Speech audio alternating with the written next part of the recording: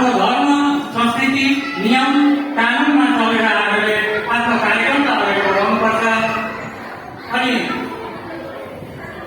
विशेष गरेर महिला दिदीबहिनीहरूलाई हिजोमिजो भएको छ अथवा तलमाथि भएको काहीँ त्यस्तो अत्याचार भएको हुँदा पनि यस नेतृत्व कर्मीहरूले अथवा वाराणसी गाउँपालिकाको महिला नेतृत्वहरूले पनि यस कुरालाई पनि हामीले मध्यनजर गरेर निरुत्साहित गर्नुपर्ने हुनसक्छ। समाजमा चेलीबेटी बेचबिखन भएका कुराहरू पनि हामीले कता कता सुनिरहेका छौँ। यस्ता कुराहरूलाई हामीले निरसित गर्नुपर्छ। अनि हामीले राम्रा चलनहरूलाई हामीले उत्साहित पनि गर्नुपर्छ।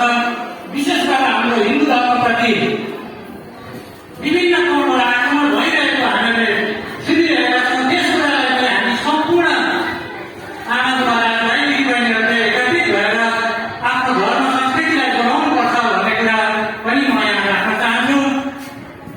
र महिला दिदीबहिनीहरूको यस विशेष कार्यक्रम अनि विभिन्न कार्यक्रमको लागि वाराणसी गाउँपालिका लगायत वडा नम्बर 6 ले अलिकति बजेट छुट्याउने कुरामा पनि अलिकति खुला दिल गरेर छुट्याइदिए राम्रो हुन्थ्यो भन्ने कुरा म यहाँ राख्न चाहन्छु।